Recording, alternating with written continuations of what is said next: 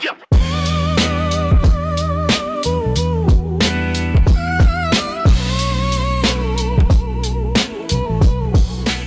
beautiful people. Welcome to the final episode of our Burnout to Resilience series. I'm Dang, and today with Ras Contractor, we're tackling the ultimate question. How do we create high performance that actually lasts? We've covered so much ground, from understanding burnout's impact on our bodies, to practical wellness tools, to building resilient teams, and leading through change. Now we're bringing it all together to explore what Ras calls sustainable high performance.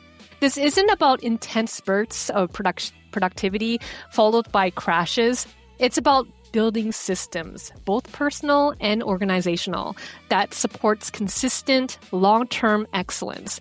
We'll explore how aligning mission, vision, and values prevents burnout, what metrics actually predict sustainable success, and how to break free from the boom-bust cycle that so many of us find ourselves trapped in. This is about creating a way of working and living that doesn't just prevent burnout, it actually builds energy, engagement, and joy. Let's dive into how to make high performance your new normal, not your emergency gear. Ras, welcome back. Hey, thank you. Well, hello, everybody. Glad to be here. If you're watching this, you may notice I've started to look different as this episodes have gone on. Clean shaven. This is actually just the fourth day. So if you're paying attention, just have a chuckle. Or maybe it's not that much. I don't know what the audience is going to think. So let's get into it, Ras. So let's define sustainable versus unsustainable performance. So what does sustainable high performance actually mean? Simple. High performance over the long run. So we talk about marathons and sprints. You know, life's not a sprint, it's a marathon. I mean, technically, life is a journey. And so we need to be doing the various things. We're sprinting, we're relaxing, we're running a marathon, we're running a mid-sized race, we're bench pressing heavy weights and throwing things off the shelves. It doesn't matter. But the thing is, you have to be able to do this at a high level over the long run. So how would you walk into a gym and try to bench 300 pounds for the first time? No, you would start with what makes sense for your body type, and you would be having a goal based on your expectations of your body type. So take the same approach to high performance, more like getting things done and the way we take care of ourselves, and voila. I have to say, I've learned this the hard way in my corporate days, and I'm still learning. I'd push through projects after project, thinking I was building stamina, but really I was just depleting my reserves. No recovery time, no gradual building of capacity. Why I find it interesting about your approach is that it acknowledges high performance isn't about your peak moments. Peak moments is about what you sustain year after year, like a marathon runner who trains to maintain pace for 26 miles, not sprint for 100 meters. Is that why so many high achievers crash? Because we're trained to think of performance as these intense bursts rather than this steady, sustainable progression. So there's a deep dive available here. Think of your progression over time as a very expanded window. So we're talking about like from when you're born to like when you stop breathing, you know, using the light terms. That's, you want to see a progression where you're improving every day and it's continually going up. Now, inside that, there's going to be troughs and valleys and flat lines and steep climbs and then drop-offs, right? So we actually want to be able to push and then recognize that it's time to recover and then prepare for the next sprint, you know, kind of like a training camp. And then you have the event, and then you have a training camp, and then you have the event, and you have a relaxing cool down position. So rather than thinking about like, okay, so marathon versus sprinter, marathon looks very different from a sprinter. Let's imagine ourselves to be hybrid athletes where we train to run hard and long, we train to run hard and fast and quick and short, but we also train to move heavy things, and we train to be in uncomfortable positions or move, stay low to the ground without being able to getting tight, etc. So having mobility, having strength, having speed, having stamina, having power, that's the way we want to look at our journey through life, because by training all of these elements, then nothing gets left behind. Not to mention the mental fortitude, the emotional fortitude, the quickness in thinking. You have to train because, as the saying goes, if you don't use it, you lose it. So then with that, like, how do we break the boom-bust cycle of productivity? Put it this way. This has been a theme through all 4 episodes. Let's start with that here. Self-care is the first step in the high-performance journey. And we're talking about sustainable high performance. If you take care of yourself, if you pay attention to yourself, if you connect the mind and the body so that the signals go back and forth and you're able to discern the needs of the mind, the needs of the body, the wants of the mind, the wants of the body, which are often different, then you likely move away from that which is burning you out, right? So boom and bust is in our DNA. We kind of are programmed to just do, and then under stress and anxiety creates needs and desires and outcomes. But at the same time, some people are naturally more disciplined, and some of that's nature versus nurture, right? Lots of studies kind of show the child who can say no to the second donut has more success because they're naturally more disciplined. But it's probably a lot that happened in the first few years of their childhood, right? And so if every life skill is trainable, which I believe strongly, I just don't believe everybody's willing to go through the pain to train the skill that is difficult to train. But let's just call it what it is. Discipline is actually the bedrock of high performance, and self-care is the first step. I have to say, discipline used to make me cringe because I thought I didn't have it. But you're right, it's trainable, though it took me years to get it.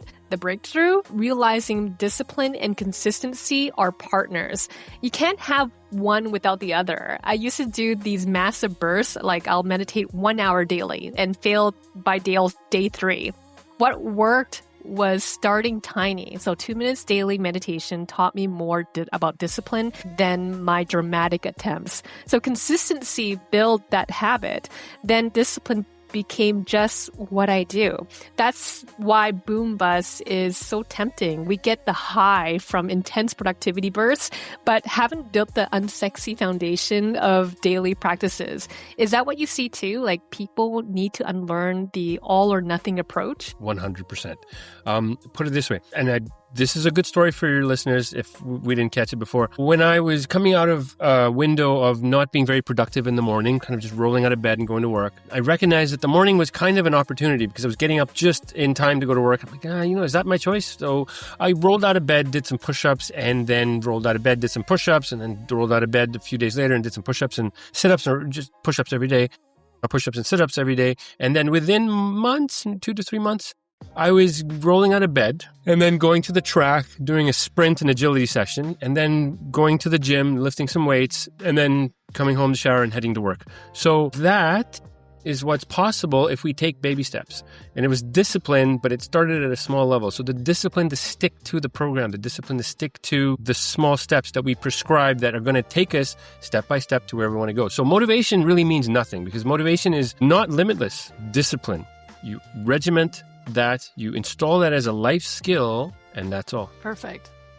So let's segue into the strategy wellness connection, like aligning personal and organizational goals. How does mission, vision, values, work prevent burnout? No, I love this question because I actually wasn't really connecting all these things together. Like I do call my program the high performance journey, kind of individual, team, and organization. But like all of it becoming burnout in my head, it was very much like, burnout to resilience. Anyways, you clarified something which is powerful for everybody to understand moving forward. Because mission, vision, values at a individual, team, and organizational level is also pivotal to the long-term journey in high performance. So let's dive into it. Mission. What is your mission? If you know your mission, then it's easy to get through sticking points. And if you don't know your mission, then it's going to become difficult when things get tough. Same thing for a team, same thing for an organization. So again, you're just rewiring to do hard things, but under the discipline and having that bigger why. So vision, you have a vision for your life that you're heading towards, and your mission is what you're accomplishing towards your vision. So what do things look like when the execution is all done? That's a powerful thing to fall back on when things get tough. At an individual, at a team, and at an organizational level. Now, let's talk about values a little bit more, and we've alluded to this in previous episodes. But your personal values, if you understand those, then in times that are difficult, you can fall back on your values. You'll understand what's stressing you out. So you'll understand what's coming at you that you don't or want to deal with, but you probably have to. but you'll understand at least the dissonance. So again, at an individual, team, and organizational level, if you understand your values and your values align with the team and the team's values align with the organization, that is a high-performing system. In war, you have a mission that needs to be accomplished, and your vision is like the end of the war, and your values are like how the team aligns. So, in war is one of the most difficult. Like, is there something more difficult to deal with than being in a war? And so, if you kind of think about it like that, and then roll it back to the fact that, like, in our lives, we're not at war. We're most likely trying to just accomplish things. This is hitting me hard because I spent years burnt out precisely because I had no idea what my mission or values were. I was just working hard for the sake of working hard. Your warfare example really lands. Like, soldier endure incredible hardship because the mission is clear. But in corporate life, I was exhausting myself for quarterly targets that meant nothing to me personally. The value piece is huge.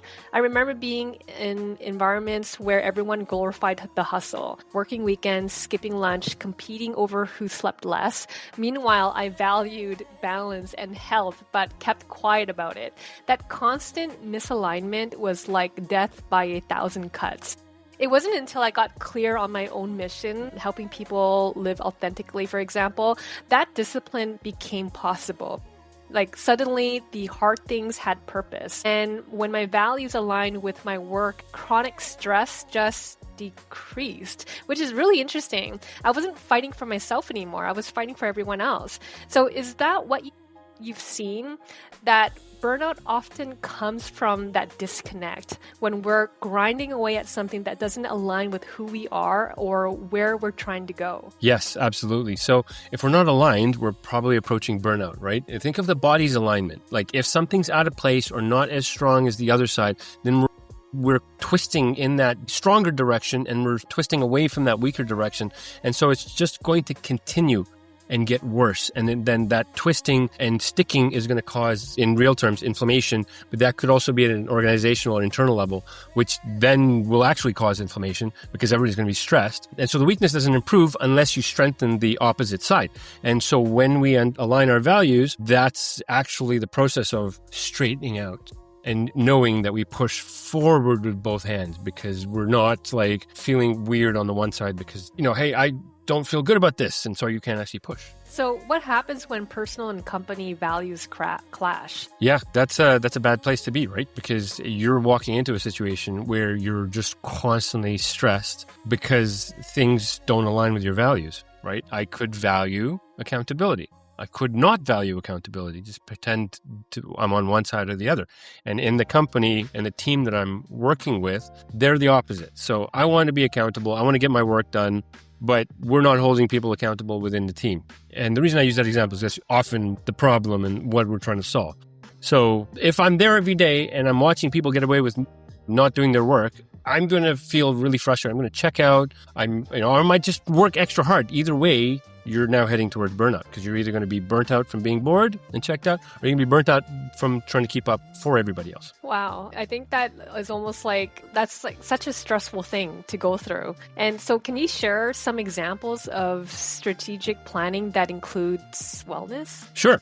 I mean, it's a really fun thing for me to do, and I honestly don't know many companies. In fact, if there are companies that are doing this, please, I want to know who they are, because I'd love to study them. I mean, ultimately, installing metrics inside the company that allow you to have a better understanding of how people are doing. I'm joking. I'm pretty sure there are companies doing this.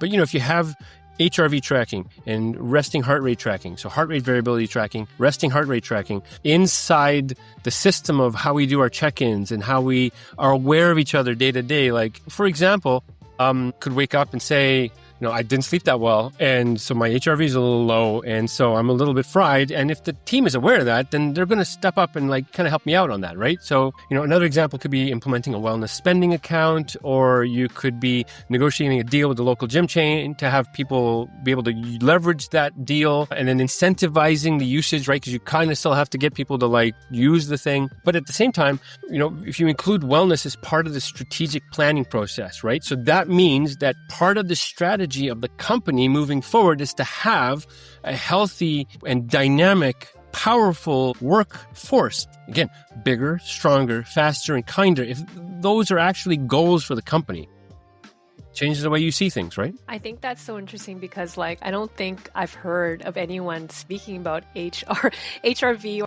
anywhere other than working out. I think that's really interesting. So I know you gave an example of that, but how does it really work and why would it benefit folks? Good question. So, I could pose a hypothetical scenario. The company is, wanting to be wellness focused. And so they, say I come in and I'm like, okay, let's do a few things. So first, in the strategic planning, we all have to agree as a leadership team that health and wellness is a priority. So we're going to make it a pillar of our strategy moving into the next quarter and specifically over the next year. So let's say we're doing an annual planning session. We're planning for quarter one. Then in that, we do a deep dive into the various ways that, within the culture, within the organization, knowing the people on hand and knowing leadership, what are we comfortable tracking to measure this improvement in health and wellness as an organization? And so then, assuming I have carte blanche, I would say, look, let's give everybody wearables. Let's get everybody kind of doing a brief journal to start. And let's offer to measure those things for them so that they understand their baseline HRV. They understand the way they're sleeping. They understand their baseline resting heart rates. And then from there, we're installing the self-care as part of the company's rhythm. Just the same way we install weeklies and check-ins and quarterlies and budget reports and op meetings. We want to systemize the things, the behaviors, the leading indicators that are important for the company to move towards its goals. So that's a little bit of tactical discussion. Again, it's bespoke because every organization is going to be different. And so you can't really prescribe. What you have to do is understand through assessing and then jointly come up with a plan that fits the team. I love that. Thanks for painting this different perspective when it comes to wellness in a work environment, because I think a lot of our listeners crave this, but also is scared, but doesn't really understand how it would look like. So thanks for explaining that for us. Lovely. Perfect. So now with that, we are going to go into what we want to talk about is measuring what matters. So beyond traditional matrix, what matrix predict sustainable success? So this is a fantastic opportunity to talk about leading and lagging indicators. So I did allude to this in just the previous part of the conversation. So consider this. A leading indicator tells us how we're doing as we're leading to an outcome. And then a lagging indicator would be an indicator that shows up after the outcome. Let's picture this. It's really important for us to be focusing on what we can do now to improve the next outcome. If we're overly focused on how things went, it's a little bit late. So simply put, if we focus on the behaviors right now that are going to lead us to the outcomes that we want, and we kind of track those every day or as much as makes sense within the organization, then we're going to see a trajectory that is way better than only paying attention to how things went, say, over the past 3 months, and then trying to reset and change things moving forward. Why didn't we deal with this a month, 2 months ago, 3 months ago? So let me see if I understand this with a concrete example or some examples for our listeners. So say someone wants to lose weight, right? The lagging indicator is the number on the scale at the end of the month. By the time you see it, it's just history. You can't change that. Leading indicators are daily steps taken, vegetables eaten per meal, hours of sleep, water intake. These are behaviors that lead to the weight loss. Or in a business context, revenue is the lagging indicator everyone obsess over, but the leading indicators might be the number of customer calls made, response time to inquiries, employee engagement scores. By the time revenue drops, it's too late. But if your customer calls drop or response time increases, you can course correct it before it hits the bottom line. I think what hit me about your point is that we often stress about lagging indicators we can't control anymore. Instead of focusing on the daily actions we can control, like stressing about the last quarter's numbers instead of focusing on today's customers and interactions. Is that what you mean? That sustainable success comes from tracking and adjusting these daily behaviors rather than just waiting for the end results? Absolutely. You wrapped it up perfectly with a bow there. It's important, I think, for individuals, teams, and organizations to understand the difference between leading and lagging indicators because it is a transcendent outcome if you do differentiate. And consider this, the journey is important. The destination isn't necessarily under our control. So Why are we so caught up in like that destination each time when we should really be making the most of the journey day by day, hour by hour, potentially? And so we have an excellent opportunity to be fantastic today and just kill it. And so if we focus on that and we stack solid days on solid days, and sometimes it's not a solid day, but we just go to be the solid day the next time, you're going to have solid weeks, over solid months, over solid quarters, over solid years. And then you're going to see great results. So how do we balance performance demands with wellness? At the one point, we have to convince, and if you don't already think this, it's hard to convince, right? But wellness is what leads to high performance, and high performance is what leads to great profitability and powerful organizations that are dynamic into the end of time. So the studies are there, the data is there, the metrics have been proven, but again, we get caught up in profitability and cash flow, and that is hard to come away from in times of stress. So in times that aren't stressful, so when we have the opportunity, then it's good to start to focus on this. But if we can't convince an organization's leadership that wellness is going to create the massive ROI that it always does, then you can't really move forward. That being said, everybody can invest in themselves. So yes, if it's not in a corporate profile, then you as a human can influence your team, your family, your life, and actually focus on self-care, discipline, and being high performance sustainably. So protect your time, protect your energy. Don't let the company burn you out at the expense of you, because at the end, this is going to sound like a jackass thing to say, but everybody's a number in an organization, and when numbers need to be cut, then numbers are cut, and that's just how life works. That being said, what can you do to have sustainable power within the organization? You'll just constantly be a high performer, but without burning yourself out. And at the same time, people like to talk about a personal brand. Pump your personal brand. Make sure everybody knows how good you are at what you do and how you do things at a level that people don't understand is possible. You know what I mean? And so with that, daily tactics on a day, weekly, monthly, to be successful. So the daily, weekly, and monthly tactics to be successful as a team, for the team to be successful, for the company, and for the company to be successful. If wellness is tacked onto that daily, weekly, and monthly requirement, it's not something additional. And again, if we're growing in the Kaizen way, it's not something massive to start. It's a little baby step. This makes so much sense. Like making wellness a tracked commitment rather than a nice to have. I'm curious though, what does this look like in practice? Do you mind sharing what you do personally in your daily and weekly wellness routines? Or what you've found most people tend to need? I know everyone's different, and I think our listeners would love to hear some concrete examples of what these wellness leading indicators actually look like. Like, are we talking about tracking meditation minutes, workout frequency, sleep hours, or is it more nuanced than that? Because I've seen people track everything perfectly on paper, but still burn out because they're just going through the motions. So what are the wellness practices that actually move the needle for sustainable performance? So let's look at this through leading and lagging indicators again, right? What are the behaviors day to day, week to week, month to month that are going to allow us to continue moving forward in an effective way? So HRV and RHR would tend to indicate where we're going, but it's also an indication of where we are now. So I'll come back to that. We can't necessarily track everything through wearables, because that also is like very personal. So some people might not be comfortable sharing that information. I wish that wasn't the case, but that is. But it's like, did you spend some time moving this morning, or how did you eat? How did you rest? Again, it's too personal. But if in a healthy culture, it's we want to be open about our lives, and we want to share because people will be aware of how we're doing. We just moved into a new house. We're in the middle of a big move. We're in the middle of a big project. We're in the middle of a home rental, whatever it is. Just had a kid. Kids going to school, kids going to university, got a new dog. Like, it doesn't matter that what we're going through personally is going to affect how we're handling the work stuff. So on my note, I've gone too far. I used to meditate for like 15 minutes regimented in the morning. And I noticed that over time, it was stressing me out to try to get this meditation in time. And then, you're taking it out on the energy around you. At the same time, I used to get way caught up in what my HRV and my RHR looked like. And so, you realize if I feel okay, my HRV is a little low, I shouldn't change the way I feel just because I saw a number. So two things to keep in mind. A, it's always going to be very individualized. So we can't just decide we're going to track these things or we're going to track these steps or these processes, or people have to do X amount of time in the gym.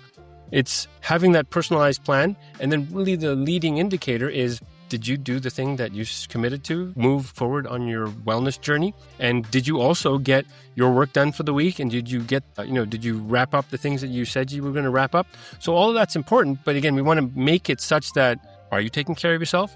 Are you taking care of the team? Are you taking care of the company? Thanks for explaining that for our listeners. I think, some of that actually made me think about my stuff. So I've been reflecting as you're talking as well. So my next question is with that, what were the most impressive ROI numbers from your clients? Yeah, so it's tough to talk about the work I do because it is fairly personal. I don't really want to be broadcasting details like that. But at the same time, what I can say is that I go in, things improve. And so just kind of look at why. What am I doing? I'm an external party that doesn't have any ties to any of the regular systems and processes and people and functions and job descriptions. So what I'm able to do is actually create from scratch.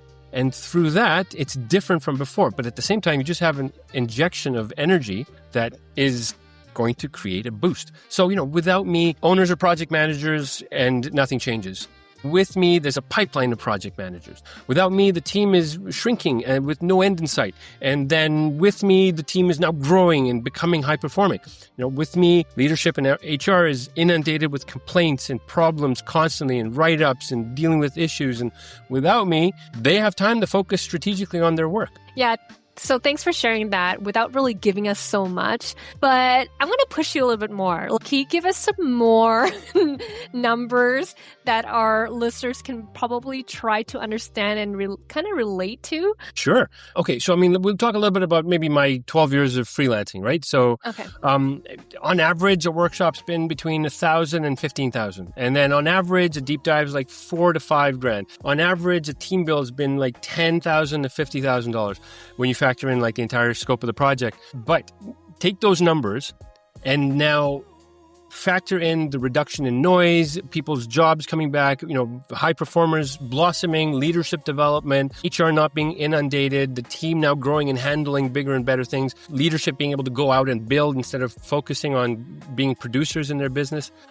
We're talking in every case that I talked about. In the long run, it's hundreds of thousands of dollars in improvement to the business itself. So it's hard to argue that even a $50,000 team build isn't going to provide a massive ROI. You know what? For your viewers and listeners and a whole community, if you reach out and would like to discuss this a little bit more, challenge me, I'd love to, because it's a really interesting topic. And plus, you will have insights that I would like to hear about. In fact, one of the biggest fails of my career outside of freelancing for 12 years, because I was just kind of always landing projects and that was enough. And I wasn't really doing business development, marketing, and sales.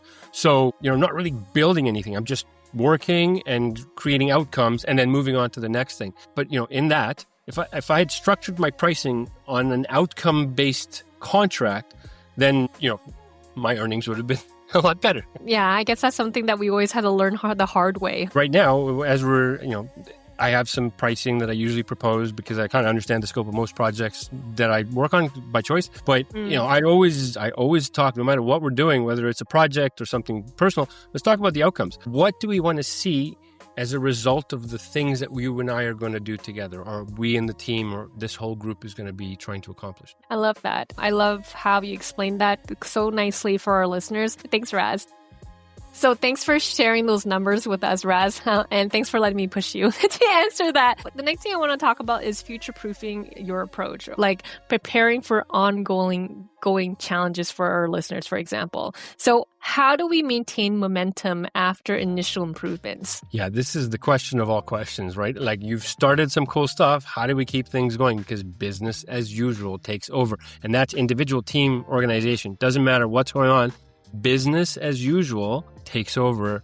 We get busy, we stop paying attention to ourselves. We get stressed, we stop paying attention to ourselves because we got to get more done and all that kind of stuff. So, ultimately, you have to behave like it's always in focus. So Kaizen means continuous improvement. And so if you're not taking your foot off the pedal, then you're going to see things flow. And then it becomes regimented. Then you get used to taking care of yourself after or during stress. And that's the powerful window to be existing in. So things could be structured through internal accountability, new hires, ongoing retainers, and scheduling additional team builds, deep dives, planning sessions, right? So obviously I can stay involved, but we have to be very clear about what we're doing and what the length of time and why we're doing it. But it's very easy to set this up internally. You just kind of need a champion for it, right? So then what kind of trends are you seeing in a workplace for wellness then? Yeah, that's interesting, right? So good window, and just kind of maybe just a little bit before that, like wellness was starting to take off. And it's funny because, I'm talking about wellness, back in the 2000s and 2010s, right? So pre-2020, it's starting to take off a little bit. And then through COVID, it becomes a very important thing because it's allowing them to keep the team engaged. And then, 2023 hits and, inflation, geopolitical uncertainty, and that all goes out the window from a corporate level. And what I did find, though, is that because it had become corporate, SMEs were picking it up. And so I'm seeing a need for team building and wellness on the SME side. And then, to be honest with you, that's actually going to be their secret sauce moving forward. Because an SME, a small to medium enterprise that isn't sort of beholden to shareholders and conglomerate fashion, is nimble, can install systems and test things out. But hey, if you have physically high-performing people in a smaller team that are doing massive things together, that's your secret sauce. So the fact that SMEs are leaning into wellness and team building, I think that's a really great thing to note. And it's good because going back to what am I talking about? I just want the world to know, hey, chronic stress is a problem. You should pay attention to it because your life is going to improve once you start to pay attention to it. And so, hey, if people are listening, that's great for me. And just in case our listeners couldn't pick that up, SME is small, medium enterprise. Okay, exactly. So as you were saying, what do you mean during COVID? Every company was suddenly all about wellness, meditation apps, mental health days. We care about burnout. Then inflation hits, economy gets shaky, and those same companies are actually forget wellness. Look, just work harder. It's that whiplash between we care about your well-being and productivity at all costs. Is that what you're seeing? Because that's what I am kind of going through. Yeah, no, absolutely. So larger organizations are, hey, work. And if you burn out, we'll just deal with it then. We need you to produce. And that being said, as I mentioned before, the SME world is actually heading in a better direction. So I'm seeing SMEs, small, medium enterprises, understand that wellness is possibly their secret sauce to competing at a bigger level. And so it's not all the way through, but I'm starting to see signs that it is. And who knows where this will go. What we're going to do through these episodes is just share information. And if it lands, then we can help you out. So with that said, how can organizations prepare for future stressors? Strategic planning is important. Consider that the self-care for an organization, because often I'll hear or see, oh yeah, we do that, but we haven't done it for about 7 months or 6 months or 5 months or whatever it is. But strategic planning from an organizational level should be done at the leadership level every 3 months. But you should be strategic, on a regular basis, weekly, bi-weekly, monthly. And so if you take the time to continually dive into the things that are going well, the things that we're worried about, and the things that are coming up that are going to create problems, continue to be curious, open-minded, and cultivate a great culture, possibly install a culture of Kaizen, moving towards being bigger, stronger, faster, and kinder, then you're going to create a resilient organization, and that's going to be self-sustaining. And so no matter what comes in the future, we can handle it. Oh, I love that. I hope more companies are going to listen to this podcast and then get you to help them out, because I think this is going to be something that's really pivotal for any big corporate industries, so that way their employees can produce better. We already went through so many great things that I think our listeners will love. I mean, I love it so far. I mean, I've been so excited about this series for quite some time. So the one question I want to ask you is that what's the most important takeaway from our series? Yeah, before I jump into this, thanks for having me. It's been so much fun working on this project with you. And I'm sad it's ending because, these recordings have been a good time for me. For future people who will have the opportunity to be on this podcast, I envy your future enjoyment of the situation. So now that being said, what is the one thing that you can take away from the 5 episodes that we are now wrapping up on? Self-care at every level. Take care of yourself. Influence that with the people around you in your family, friends, team, department, organization, company. Do that at every level. But if that's too big, just take care of yourself. Self-care isn't selfish. It's actually the bedrock. It's the first step in high performance. We'll go back to discipline being the bedrock. I love that. Thanks, Ras. And so where can listeners learn more about your programs? Yeah, so I'm pretty easy to find. website, www.highlevelthink.com. I'm on LinkedIn, so Ras Contractor. I'm on Instagram, Ras Contractor. If you go to the website, you can ping me through the various options there. Set up a chat. Happy to talk within the boundaries of a schedule, but I'm pretty easy to find. And the one thing that I wanted to ask you is, and I'm really excited about this answer, is that what gives you hope about the future of work? You know what? What gives me hope is the learnings that are coming out right now. It's clear chronic stress is a debilitating disease that is going to slowly kill you, and that is very clear now to people who are looking for it. Number 2, AI is beautiful. AI plus resilience is unstoppable. The fact that we can leverage technology to get things done faster, it democratizes the whole world. And so if you want it, you can do it. We'll continue to share information. The more you know, the more you can deduce what's good. You can deduce what's good for you and what's not in your long-term interests, right? So the more you learn, the more you dig, try to understand who benefits from the information that you're consuming and the perspective that you're consuming. And then try to distill it and understand if you know what your values are, you know how you need to take care of yourself, you know what's good for you and the people around you, you can start to see the dissidence in the messaging versus the real thing that is actually going to be beneficial.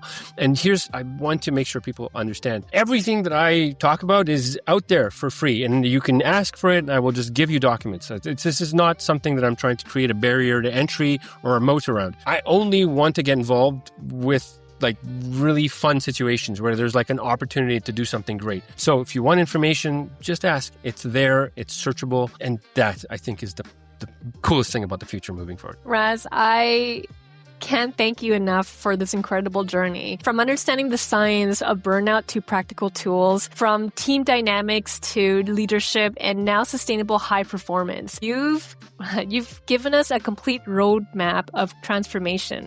What I love most about your approach is that it's not just about doing more or pushing harder. It's about aligning our actions with our values, understanding our bodies and minds, and creating systems that supports us rather than depletes us. So to everyone who's been with us through this series, you now have the tools to break the boom-bust cycle. Remember, sustainable high performance isn't about perfection. It's about consistency, alignment, and giving yourself permission to be human. And I encourage you to revisit these episodes whenever you need a reminder or want to go deeper into the specific areas. And please share the series with someone who might be struggling with burnout. Sometimes the right information at the right time can change everything. For all the show notes, transcriptions, and resources from today's episode, head over to c-dang.com. And if you're curious to learn more about Ras, visit his website at highlevelthink.com. You can find Ras on Instagram at Ras Contractor. Thank you all for joining us on The Dang Good Show. Remember, the journey from burnout to resilience isn't just about surviving. It's about thriving. Stay aligned with your values. Stay connected to your purpose. And as always, stay dang good. Much love, C-Dang, signing out.